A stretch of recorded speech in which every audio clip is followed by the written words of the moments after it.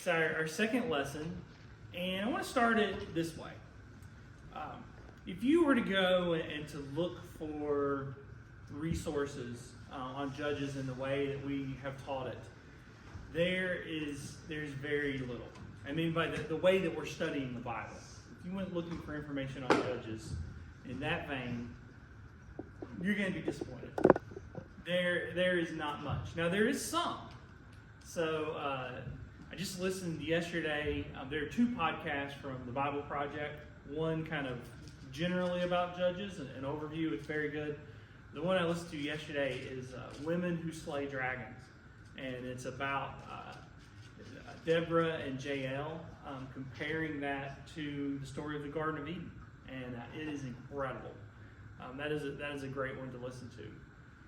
There was also a book. So there was a Church of Christ in Minnesota, and they were studying the book of Judges, and they studied it for quite a while, and also realized, hey, there's not a lot of stuff out there, and one of the guys wrote a book, and it's called God is the Judge. And the last chiasm that I'm going to show at the end, it's straight out of his book. There's also, there's a website, this guy's name is Hajime Mirai.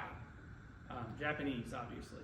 And he has done a ton of work on chiasms in the Bible and just analysis of just the literary structure. Now, not studying the Bible like we study it, but just showing you the structure. For those new, may want to touch on chiasm once more. Yes. Just quickly. So what is a chiasm? So a chiasm is the structure, and I know you can't read the words up there, but you can kind of see the structure, that it's indenting down and then going back out. And each of these pieces is going to have something that they're similar.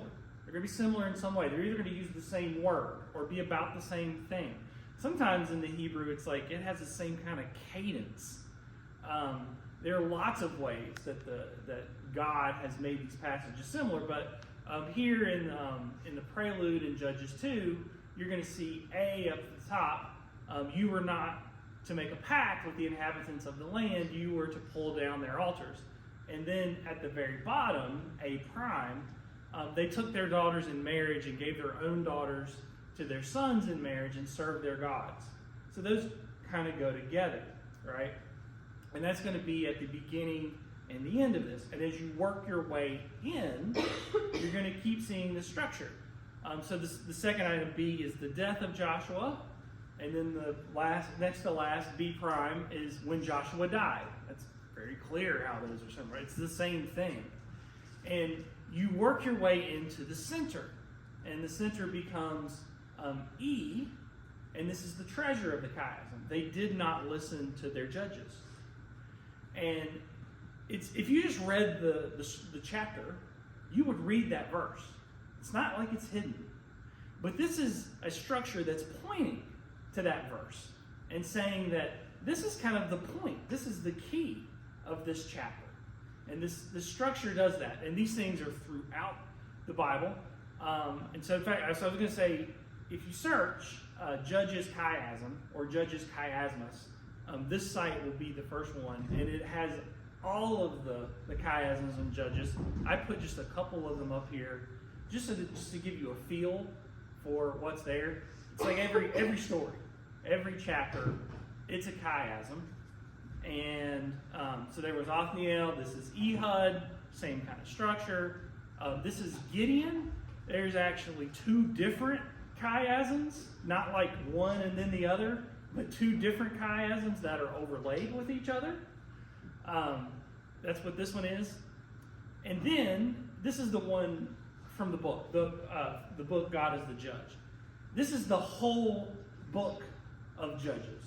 And it turns out there are also two chiasms that span the whole book that are overlaid with each other. This is what I was talking about, that the book is amazing. This is just one facet of how the book is amazing, that it has all of these structures. There's so many more ways in which it is amazing. So anyway, resources. Yeah, that podcast, there's a couple from the Bible Project, the book I mentioned, and then also that website that will show you the chiasms. Now, I want to sit on this one again. I know you can't read this. It's you need you need binoculars to read this one.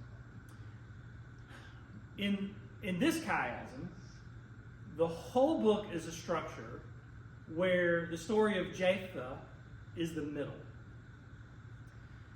which means that, one, it's pointing to this thing. It's kind of pointing to this thing that there's a verse in there that says that God is the judge. And so that becomes the point of the book.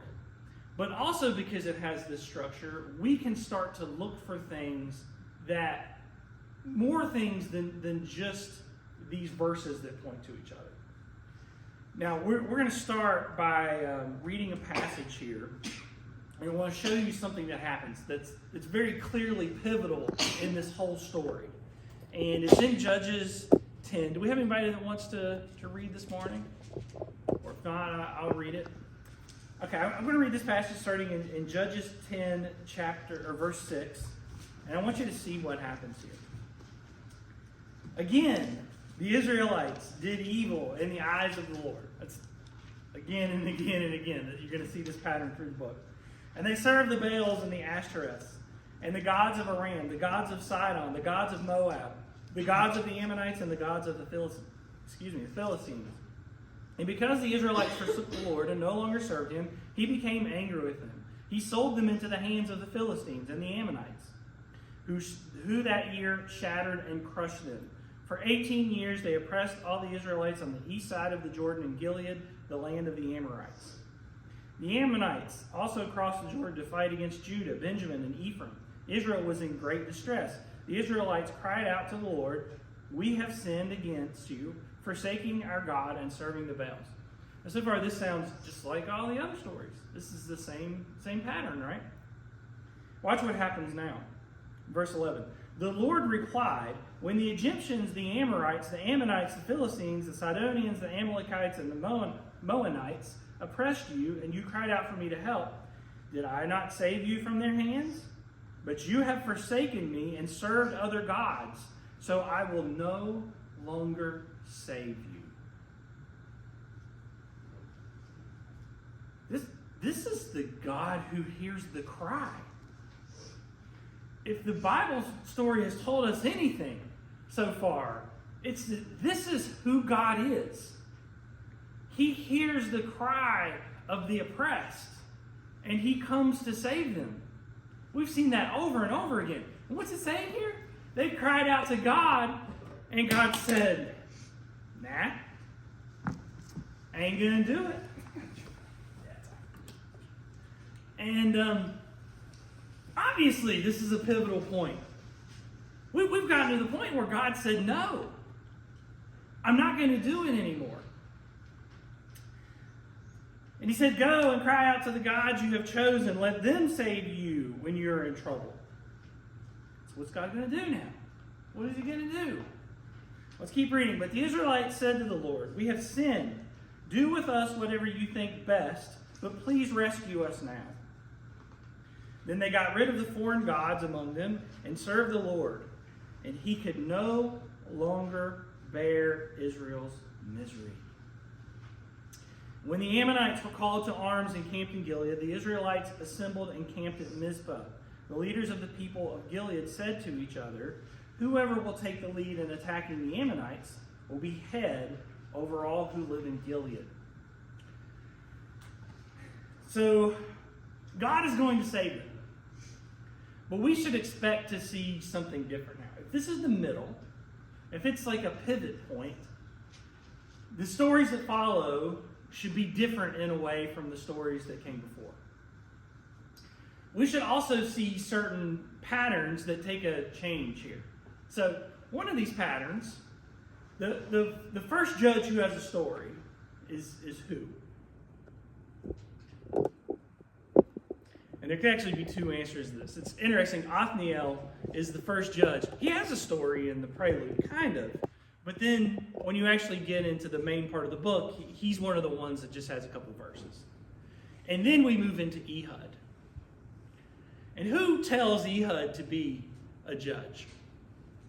I don't remember. You don't remember because there's not anybody. Ehud just steps up and does his job. And then the next one that's a main story is Deborah and Barak. And Deborah goes to Barak and says, all right, you got to go lead the battle here. And what does Barak say? Come with me. I don't know, if you come with me, I'll do this. The next judge who has a story is Gideon. And God goes to Gideon through the angel and says, I need you to go and save Israel. And what does Gideon say? Prove me. Prove it to me. And God proves it to him. And what does Gideon say? Prove it to me again. And God proves it to him. And what is Gideon's? He keeps needing sign after sign after sign. It's getting harder and harder for God to convince someone to be a judge until we get to this pivot point here, which is right here in chapter 10. God has decided he's got to do something different now. So we come up with Jephthah, and his story starts out, his mother was a prostitute, and all of his brothers that were the legitimate brothers, they run him off until they're oppressed, and then they call him back to be their leader, to go out and fight for them. And he's sort of like, hey man, y'all ran me off and now you want me to be your leader? And doesn't that kind of have a certain ring to it? Isn't that kind of what's going on in our story here? The Israelites have told God, hey, we want you to come save us. And God said, why did you go to the other gods? You keep crying out to them. And so the story is it's a narrative on a commentary on what's going on with Israel. And so he gets a bunch of scoundrels to follow him. And at this point, you got to be thinking, oh, this is not good. I mean, we've got this leader, it's kind of questionable. His followers are a bunch of scoundrels. I don't like where this is going. And if you're not going to like where it goes. Eventually, he makes this vow to God. And he says, if you'll deliver the enemy into my hands, and the first thing that comes out of my house to greet me when I come back, I will sacrifice it to you. And when you read that, you're just like, oh, this is not good. This is not good. And of course, who comes out to greet him but his daughter? His only child, his daughter. And so this sets up one of those questions that I told you is hard-hitting in Judges. What is Jephthah supposed to do in this case? Now, why is it a dilemma? Because he has made a vow to God. And what does the Bible say? I'm pretty sure it's in Leviticus, it might be Deuteronomy. What does it say when you have made a vow to God? You better keep it. When you make a vow to God, you keep it. But did God really want the sacrifice of his daughter? the Bible also says something about sacrificing your children. And it says you don't do it. You do not do that. And so we've got this dilemma. What is Jephthah going to do? And he decides to sacrifice his daughter. And that's one of the questions for us. I'll tell you, I think he made the wrong choice in this case. But it's one of those questions that is out there for us to struggle with, to wrestle with. What is Jephthah supposed to do? And it's interesting, the Bible doesn't give God's opinion on it. You know, God never says, I would rather you break one commandment than the other. Don't sacrifice your, and it leaves it for us to wrestle with, like you say. Absolutely. It's definitely not there. An answer of, well, when he got done, God said, no, you shouldn't have done that. And my wife asked me, her question is, why doesn't God stop this? God stopped Abraham. when he was going to sacrifice Isaac. I said, God told Abraham to sacrifice Isaac. I think he had to step in there. But we have seen again and again, God is a God who hears the cry of the oppressed. He's not really the God who steps in and stops bad things from happening. He set that tone very early on with Cain and Abel. God steps in, right? He sees what's going to happen.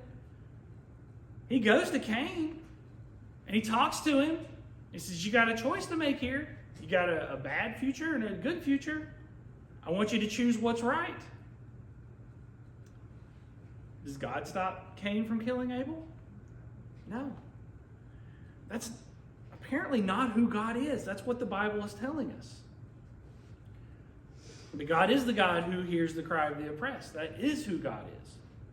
So he doesn't stop it. He doesn't comment on it. He leaves it for us to wrestle with. After that, there's going to be a civil war. And this is part of the structure that's there. Gideon almost faced a civil war because he went to fight, and then some of the people came to him and they said, why didn't you invite us to go fight with you? Like, we would have come. And Gideon appeases them. He says, hey man, you guys are great. The gleanings of your harvest are better than my first fruits. Like, I couldn't have done anything without you guys. And he is able to fix things. Well, the exact same thing is going to happen with Jephthah. And some of the people are going to come and say, hey, you didn't invite us to come fight with you. What's wrong with you? And Jephthah's going to say, I did too, and you didn't come. And there's going to be a civil war because of that. And so we have got a parallel here where things have went south. The right thing happened the first time, or the good thing. We avoid civil war. A bad thing's going to happen the second time. We're going to have civil war because of this. And then we get the last judge. The last judge who has a story. It's going to be the longest story of them all. And it's going to be about Samson. And I want to start reading. Let's pause for a second. Any observations or questions through this mid part of the story?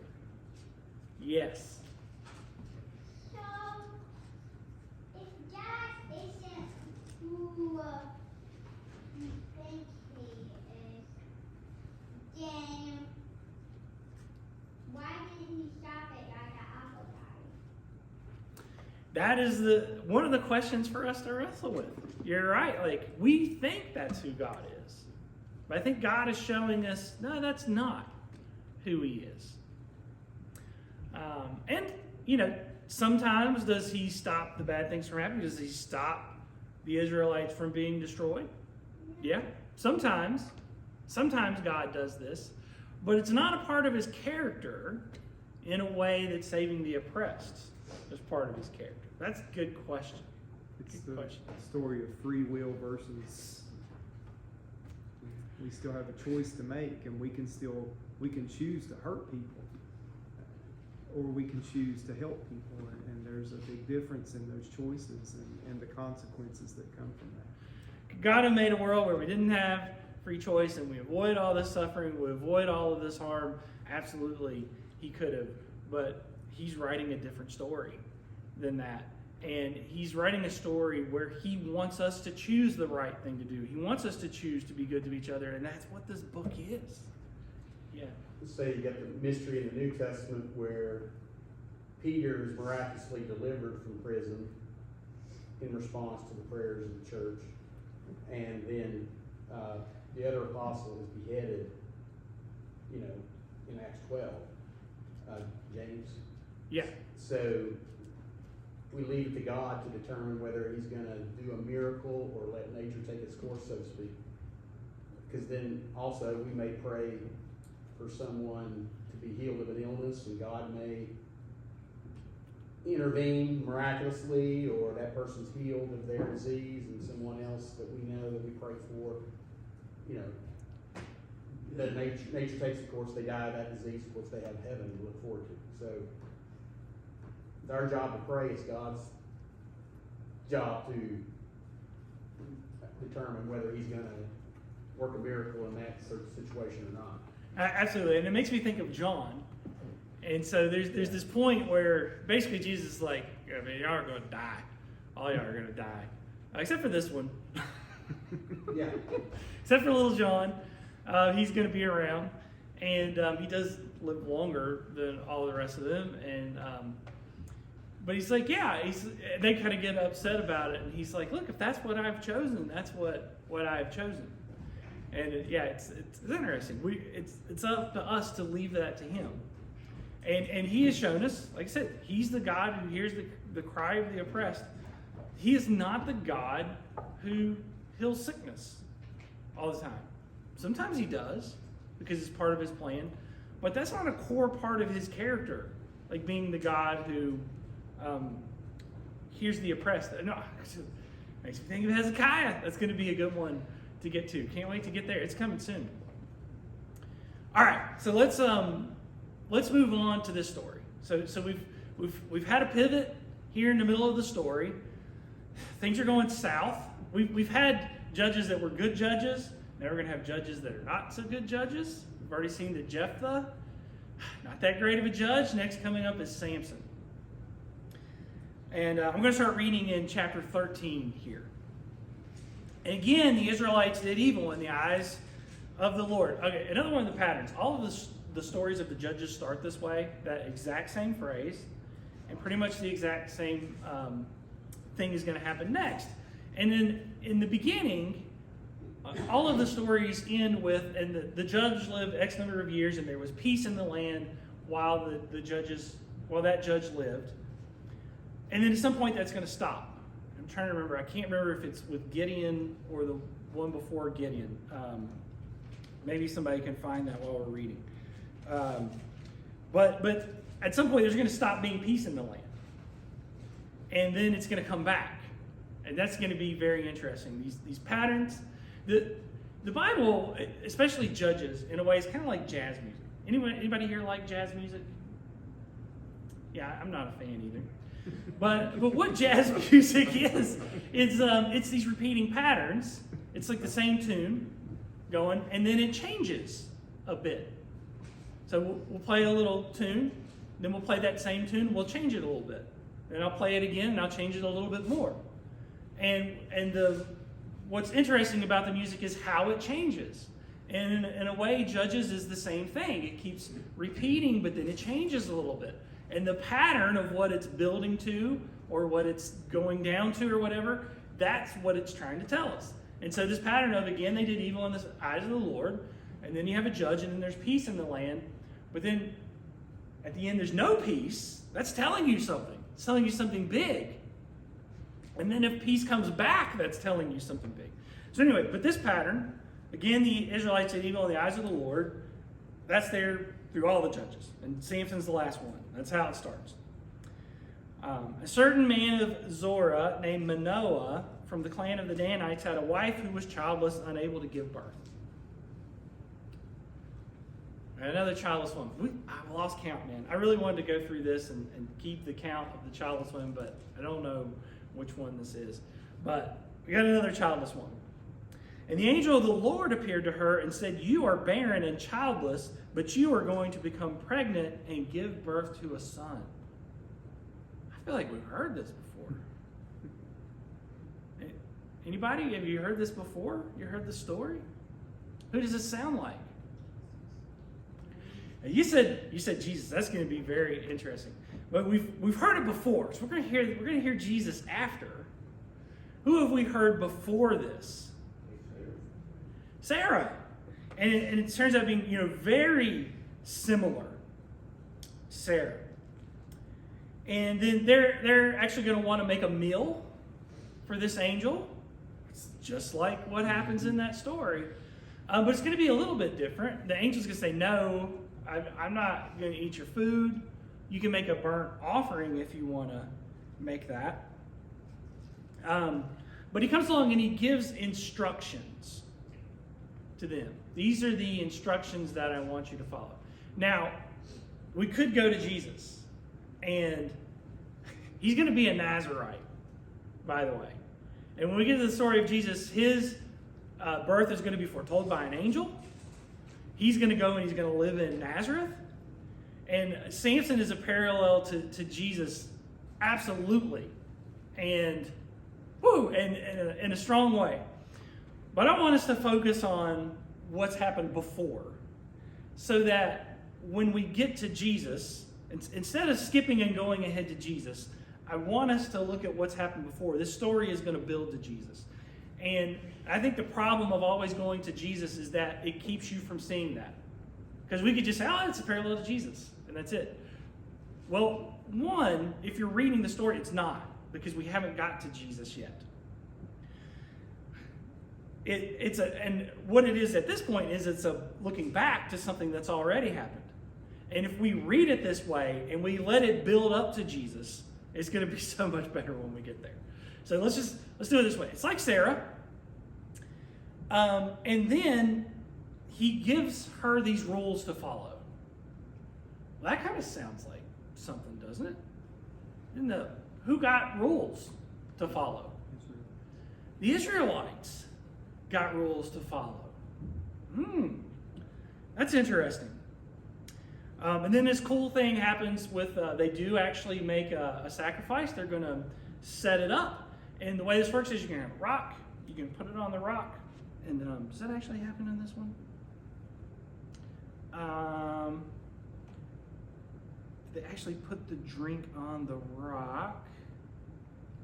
No, this time they're just going to put it on a rock. So this is also a parallel back to the Gideon story, because Gideon does the same thing for the angel. He puts the meat, the sacrifice, on the rock, pours the drink offering on it, and then the whole thing is going to set fire to it, and it's going to be burned up. Now, does that sound like something else that happens later? Anybody remember a story where the sacrifice gets put on a rock and gets drenched with all this liquid, and then the whole thing burns up?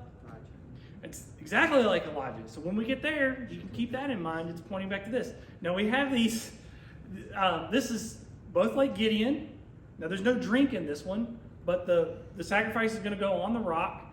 He's going to touch it with the staff. The angel is. The whole thing's going to get burnt up again. And then the story of Samson's going to start in earnest in chapter 14. This is really what his story. So Samson went down to Timnah and saw there a young Philistine woman. And when he returned, he said to his father and mother, I have seen a Philistine woman in Timnah. Now get her for me as a wife. And his father and mother replied, Isn't there an acceptable woman among your relatives or among all our people? Must you go to the uncircumcised Philistines to get a wife? If this story is a commentary on Israel, what is it saying? That they have devolved. You didn't serve me faithfully. Instead, you went to get a wife from these pagans. And his father is saying, in all of Israel, couldn't you find a wife? Do you have to go over here? And Israel's like, yeah, she's the one. She's the one for me. I'm going to go worship Baal and the Ashtoreths.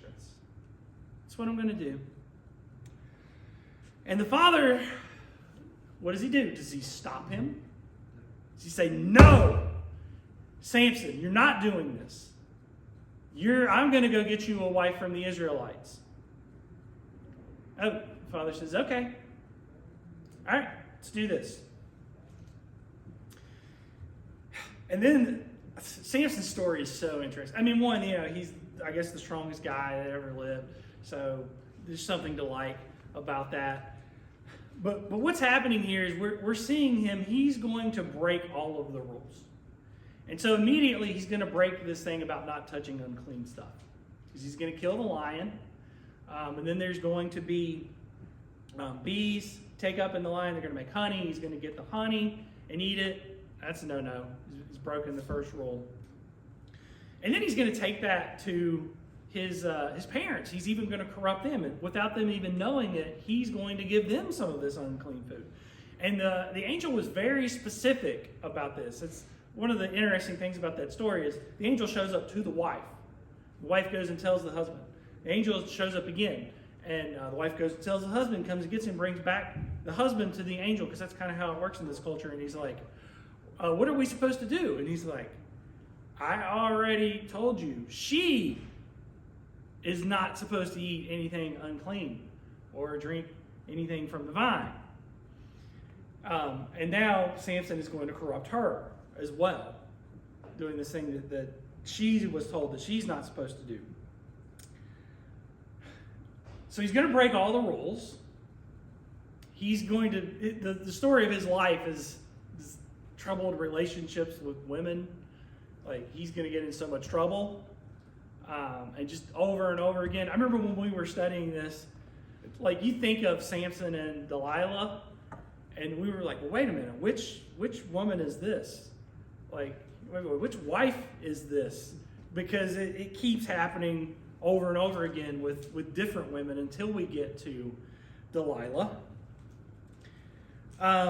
He's going to take 300 foxes, tie them tail to tail, put a torch in between them, let them loose on the fields of the Philistines. Wait a minute, have we heard something about this? Have we had 300 somethings with torches? Yeah, exactly, we have. And Gideon.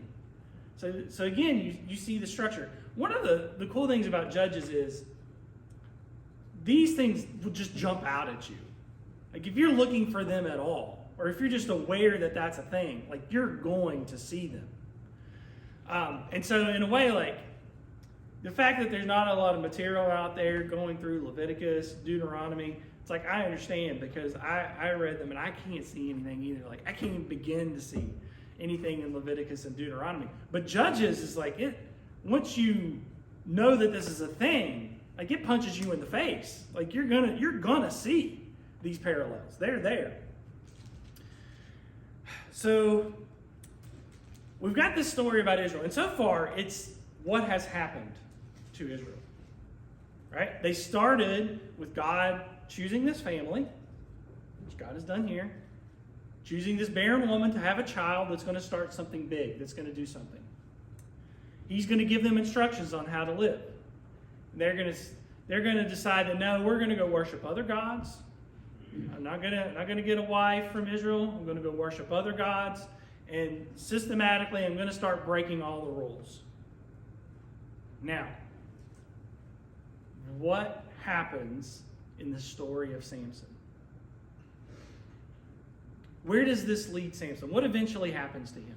Spirit leaves him. Spirit leaves him. And then what happens to him after the Spirit leaves him? Strength. He's what? Loses his strength. He loses his strength. And then what happens to him? He's going to lose his sight. Okay? And then what's going to happen to him? They're going to gouge out his eyes. But he is somewhat Well, not yet. repentant. We'll get to that. Something else happens to but- him. What happens to him next? Before that, he's put in chains and taken where? To the temple. He's put in chains and he's taken to Philistia. Now, wait a minute. This is the story of Israel. What is God going to do to Israel to fix this? What happens next in the story? That's when we get to Kings. What happens to Israel? They're exiled. They're going to go in exile. They're going to get put in chains and carried off to this foreign land. This is the prophecy right here. And look at what God is saying. I need this to work. And it's not working. Like, you can almost see God saying there in the lead up to Jephthah, like, I can't do this anymore. I can't. I just can't. This isn't working. And they cry out to him, and he's like, no, I'm not going to do it. But he comes up with a plan. And what is this plan he comes up with? He's like, in order to fix this, things have got to get worse before they're going to get better, for one. And we're not just going to keep going through this cycle of you guys do evil, you repent, I save you, it lasts for a little bit. We got to do something to fix this permanently because look, this isn't working out for what I wanted. What does God want? He wants all of his children at the party. And even when they're saved, like, it's not all of the children at the party because they're oppressing the people around them. His plan for them is for them to show the world how to act. And they can't even get their own act together. And God is telling us how he's going to fix this. In order for this to be fixed, I'm going to have to do something differently, and it's going to involve you all getting conquered and getting carried off in chains. And then what's going to happen? Then you're going to see the light. I mean, if you read the story of Samson, you're just, like, when it gets to Delilah, you know, first off, like, he's just, like, it's problematic relationship after problematic relationship. And I don't know, you all probably know somebody that in your life that you're like, yeah, that's exactly what they've done. But when it gets to Delilah specifically, you know, and she's like, tell me the secret of your strength. And he's like, well, you got to bind me with 7 bowstrings that hadn't been dried. You know, and then what happens next? She's like, oh, the Philistines are upon us. And like, they're hidden in the room. And, you know, and it takes 3 times, I think. And by the 3rd time, you're like, Samson, you just want to smack him in the head. Wake up. What is wrong with you? Can't you see what she's doing? This is the most thick-headed guy that has ever lived on the face of this earth. He's the worst. Okay? But at the end, he finally sees. And what it takes is for him to go into exile. He has to be carried off into exile. He has to go through this experience for him to realize. And it tells you that at the beginning of the story because it says, but Samson said to his father, get her for me. This is in verse, 14:3. Get her for me, she's the right one for me. 4 says, his parents did not know that this was from the Lord, who was seeking an occasion to confront the Philistines. So this is God's plan. This is God's plan. Yes, absolutely. And it's interesting how, like, you get these little tidbits, it tells you that. But, like, that's not the whole story. All right? It's not just that, like, oh, God wants to get the Philistines, and this is how he's going to do it. It's like God wants to fix you, and this is how he's going to do it. Yeah, but you're right. Like, it throws it in there. I tell you, man, if you go back and read the book this way, there are things that will jump out at you. So in that thing with Delilah, there's this verse where it says, after the first one, I think it's the bowstrings, it says, but the secret of his strength was not discovered. Man, did that punch me in the face. This is Israel. And so far, they have not discovered the secret of their strength. They haven't discovered it. And then, you know, finally what gets them is, and I'm not sure exactly what this metaphor is. They cut off his hair, right? And then he loses his strength. And it's like, that's the secret of his strength. But is the hair the secret of his strength? The Spirit of the Lord. The Spirit of the Lord, but like, that's a question there is, what is the secret of their strength? Why is God sticking with them? That's something they're going to wrestle with for the next 5 years. What is their strength? If you read the story of this way, those things will jump out at you. You'll be like, oh, I see what it's saying. When you see it as a metaphor for Israel. All right, so I'll go briefly on Jesus. Samson gets blinded, goes into exile. And then he destroys the temple. All right, that's got to happen too. And you wonder, like, well, how did Jesus know that the temple was going to be destroyed? You're like, oh, well, he was God. He knew. Well, not necessarily, because at some point, Jesus realized, oh, my story is exactly like Samson's story. Exactly like Samson's story. And what happens at the end of Samson's story? The temple gets destroyed. Jesus, and for Samson, it's almost like a death and rebirth, because he's blinded, he can't see anymore. And with Jesus, it's like a death and a resurrection at the end. And the result of the resurrection at the end is that the temple gets destroyed. Because we don't need a temple anymore. Because the Spirit of God is going to be upon all of his people. And you don't need to go to a temple to interact with the Spirit. It's going to happen differently in the future. All right, anybody have any questions, any observations? A minute or two if you do. All right, this thing is leading somewhere. Next week is the end of this thing. It's one of the most incredible parts of the Bible. And I can't wait to share it with you to go through it with you next week. So I'll see you next week.